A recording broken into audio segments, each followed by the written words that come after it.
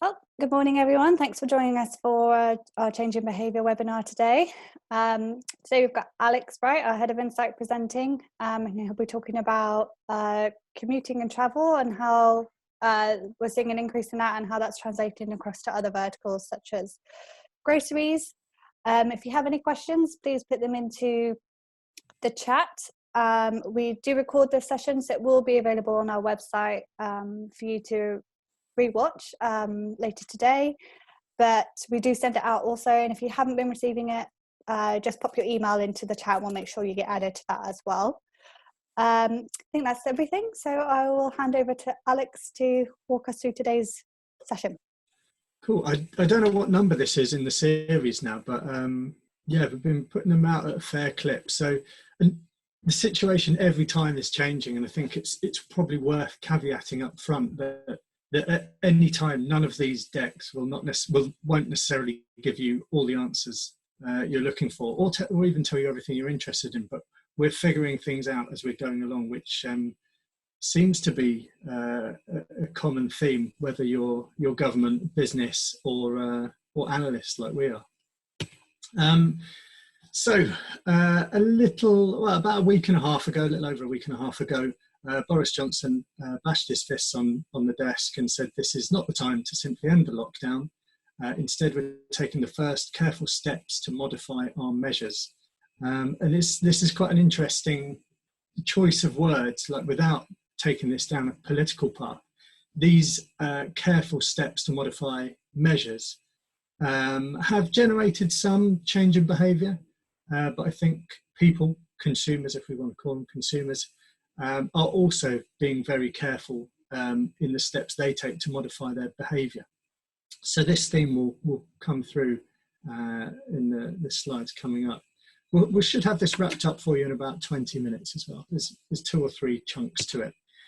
So as always, I'd like to start with just an update on what the coronavirus caseload is in the UK and how this is trending over time and what the implications of the direction of that trend are for us and other businesses.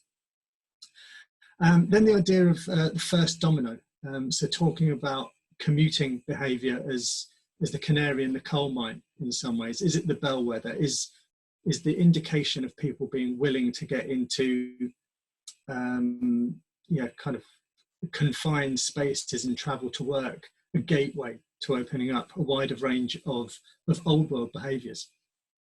They're looking out at urban to suburban mobility, really. How are people moving between different zones of various cities?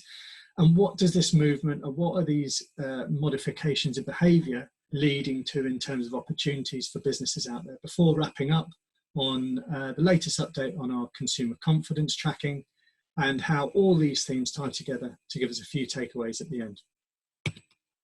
So the COVID caseload. I don't know if we've got any regulars on the call, but we like to look at this through the lens of the second derivative analysis, which essentially is the rate of change of the rate of change. So this takes us back to the second week of March, which was basically the peak in terms of, second week of March was just when lockdown was kicking in, I should say. So what we've got is the green line is a 7-day rolling average of new cases. You can see we were hovering very close to the 5,000 mark for quite a long time. So from kind of mid-April to early May, we're hovering around 5,000 new cases a day. This has started to decline. So we're now just over 3,000 a day, I think about 3,001 or 200 there. Well, what I think is really more interesting to look at really is the purple line. So how is that caseload changing week after week? How do we compare to other nations in terms of controlling the outbreak of the virus and the implications controlling it has on whether businesses can then start opening up again and real life resuming? So as you can see, the purple line for us has been hovering pretty close to that magical 0%. So what that is saying, that on a week-on-week basis, we are not seeing more cases than we were the previous week. Largely, we were seeing pretty much the same. So we've done a good job nationally through the lockdown of controlling the virus. This is not the same as defeating it. without wanting to get into that kind of hyperbolic language.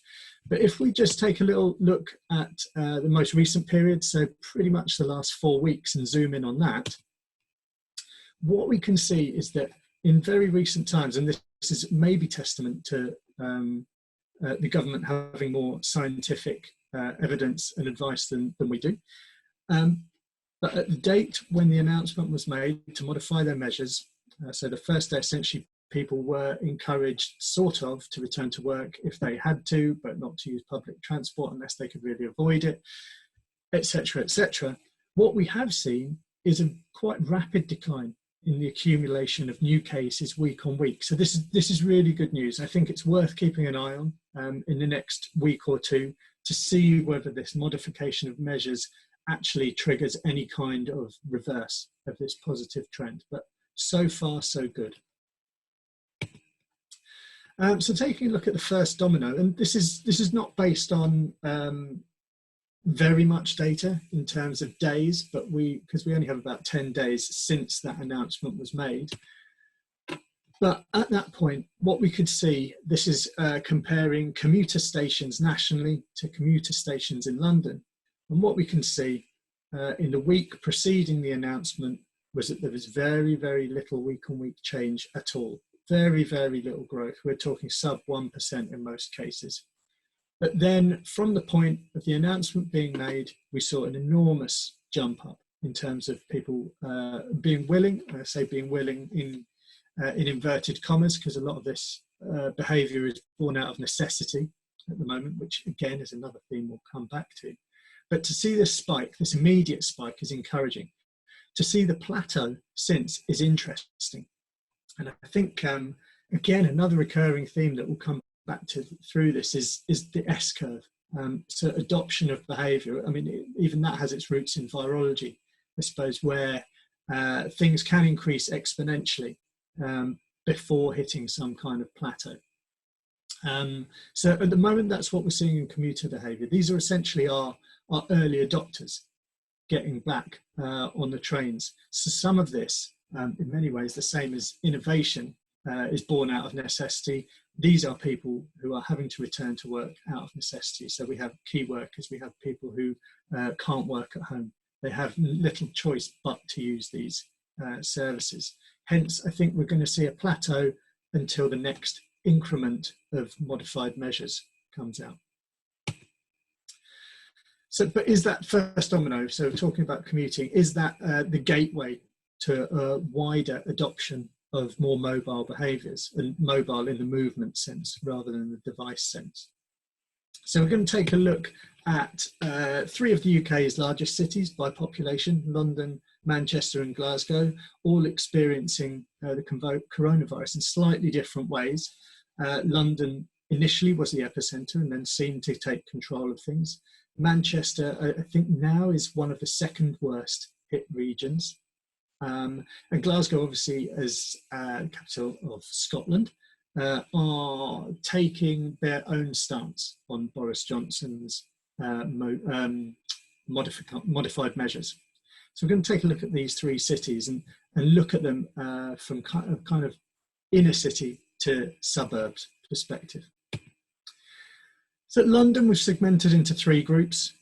So we have the central hub, which is essentially a sort of extended zone 1. The rings are for illustration, really. We've kept it pretty tight. So it spans from about Kensington in the west to kind of Aldgate-ish in the east, London-wise. Before then, we spread out to the north and south circular ring, and then to the M25, so the commuter belt as our outer ring. And so has this modification of measures generated any change in urban to suburban mobility? And based on what we've seen for commuting in terms of trains, what we're seeing through this is not immediately what I would have expected, but is interesting in this framework of the S-curve of adoption. So if we look just at central London and inner London, these are the labels we've given it, what we've seen is that there's not been really any change in inbound mobility. Just 4% of devices we see in this outer ring travel to central London during our before the announcement period and during the after announcement period. But what we have seen since the announcement is a drop in outbound travel, almost halved actually. So is there something about the people in central London, the work they do, the proximity to services that has meant in that week or 10 days since, they have been less inclined to move outside? I should just say up front, the difference in proportion of these two sizes is down to the scale of population in each area. So the density of population, unsurprisingly, in central London is much, much greater. So we're seeing a larger base of people, hence a higher proportion moving in the opposite direction. If we change our viewpoint now and look at inner London, so again, bounded by the north and south circular to the edge of kind of zone 2, the cusp of zone 1, zone 2, and then out to the kind of suburbs and commuter belt, what we've seen is actually zero change in inward or outbound. This suggests that people in these areas are able to work where they are working, whether that's at home or in the vicinity, and also are, and this is a theme I think we see through Manchester and Glasgow as well, are not having to go out of their kind of home zone to get access to green spaces. That is a theory, but I think it's an interesting one, bearing in mind Manchester particularly has very little green space in the city centre, which we come on to in just a moment. In terms of leapfrogging between zones, we're seeing much lower proportion. Unsurprisingly, we're less likely to see someone taking a leap from very central London to outside, but that has declined notably since the announcement. So are the people who, as we said, were living and working in this area have less need or less time or less occasion to move to the outer belt now? So for Manchester, very, very small proportions of inbound travel. A lot of the suburbs and small towns and villages around Manchester are quite affluent. So there's less inclination to go into the city if there is the possibility to work from home, but those in the city, again, we've seen a big drop in terms of outbound travel. So is this a result of some businesses being able to open and people then almost having to stay in town? And again, these are relatively short reporting periods, just I think about 9 days each. In Glasgow, a much wider outskirts belt, but again, very similar patterns to London and Manchester. So there was a greater inclination for mobility before things changing. So inter-belt, inter-zone mobility, not just movement within your own area. But again, a decline from people inside to moving out. And this brings us back to this theme of the diffusion of ideas, the adoption of tech and stuff. So what we're seeing with commuters are the early adopters. I think the limited urban suburban mobility we're seeing is that the next wave of adoption, so the kind of the first wave of mainstream, are not yet modifying their behaviour significantly. Not on this basis, at least, to move from a central zone to an outer zone. I think people are still remaining cautious in their movements.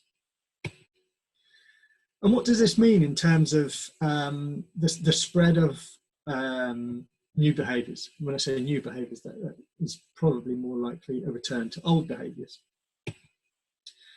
So and this just takes a look at QSRs, so quick service restaurants, the food to go sector, a lot of whom have been closed, particularly the chains, shifted to delivery models or collection, but a lot of independents have had to remain open, including all due social distancing measures, only allowing a couple of people in the store at any one time. But you see queues outside independent coffee shops at the moment, encouraging for local businesses, even if slightly ahead of the curve. So taking a look at the train station volume, we've already seen that on the previous chart. We saw that spike at the time of the announcement. bearing in mind these are 7-day rolling averages as well, so there was a creep up before then, which is an interesting observation in itself. You know, are the government lifting restrictions and initiating this behaviour, or are they simply knowing this behaviour is happening and the lifting of restriction is tacit recognition of that? But alongside the increase in train travel, so commuter behaviour is a proxy for commuter behaviour, what we are also seeing is that from very, very slight week-on-week declines in footfall through QSR catchments, and this is not people visiting QSR outlets, it is the people passing by in proximity to them, so those with opportunity to visit, should they be open. We are seeing that footfall increase. So this is an inflation of the number of devices we're seeing on high streets in town centres. So there is an increasing opportunity. So the demand could be there were those businesses allowed to open. And I think a lot of them will be watching this kind of information very keenly, because they will want to know how many staff they can bring back off furlough for a lot of them to support that demand. So back to Boris. So this is not the time to end the lockdown this week, last week, as it was, but taking the first steps to modify measures. So just to summarise a few of those points, we've seen UK commuters before that announcement versus the period since increased 229%. In London, that's 174% increase. Bearing in mind, these are off small bases. There was very, very limited commuter behaviour before that announcement for weeks. So there will be a slow incline in adoption. And as we said, there's almost a plateau we're seeing so far. And the third item, maybe the third domino in that row that we referenced, is footfall through town centres, so urban environments where a lot of businesses, whether it's QSR, whether it's retail, whether it's other services like hairdressers, nail salons, post offices, etc. Demand is picking up because there is some measure of behaviour starting to return to these areas. Which this consumer confidence part could have come at the start. It's just slotted in here at the end, because what we're seeing, and I'll see if I can just remove this, the video gallery, so I can see the figures. If we're tracking from February, where we saw largely in line with the big consumer confidence monitors, so their monthly waves like GFK, -6 sentiment. And just for anyone unfamiliar with this, it is optimism minus pessimism, which gives us a net score. So we saw in February from our benchmark, net pessimism of -6, which in the context of everything that had been going on was pretty good, bearing in mind we'd just come out of the back of Brexit being confirmed. Looking through March, and we sampled this at the end of March, so this is, or close to the end of March, so just around the period of lockdown being initiated. So we saw a massive drop in confidence in the UK economy. But then the government announced a lot of their financial measures and stemmed that decline. So it shifted very little since.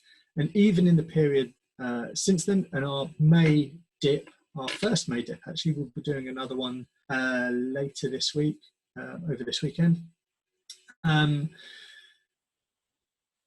This was taken before Boris Johnson's announcement, I should say. So we haven't seen the effect in consumer confidence yet of what the modification of measures might be on people's sentiment towards the UK economy. So I think interesting actually is worth on this chart noting that the pessimism, the negative proportion, is fairly stable, and it's actually people seeping out of positivity into the neutral zone that is generating the decline. If we now look at household financial situation, this has remained, interestingly, somewhat surprisingly perhaps, steady. So where it was almost on par with perception sentiment towards the economy to begin with, it has maintained pretty close to net zero since. At the moment, people are relatively, and this is not positive necessarily about their household financial situation, but in control, at least, of their household financial situation. So hopefully the furlough measures have worked out well for a lot of people, not just the businesses who have initiated them. But what this does not necessarily equate to is an inclination to go out and spend. As you saw in the previous slide, approximately 50% of our respondents are pessimistic about the economy. And those that are pessimistic about the economy, for them, about 1 in 5 would use a windfall to pay off debt. And about 1 in 4 would be using that money to save. So people are nesting at the moment. This is unsurprisingly, given that we're just slowly edging out of a crisis. We're in a holding pattern of stability. So caution is the watchword. So just to wrap up on a few takeaways, are the government leading from the back? And again, this is not a political statement, but are they seeing through data sources available to them that behaviour is changing anyway? And by announcing that they advocate some modification of measures, are they just saying we're seeing this behaviour happening anyway, and it's healthy that it's happening? Also, it's on you if anything happens. Herd behaviour, I think, is almost a really broad observation on this. The mass shift so far, so for example, looking at the urban-suburban mobility, these mass shifts are slow and they're arriving in increments. So we've seen, since the last announcement, a spike in commuter behaviour, but that's plateaued a little since. So we're seeing the early adopters move into new behaviours, but they are not yet adopted by the mainstream. We're unlikely to see a massive acceleration in that, I think, until schools and nurseries can reopen.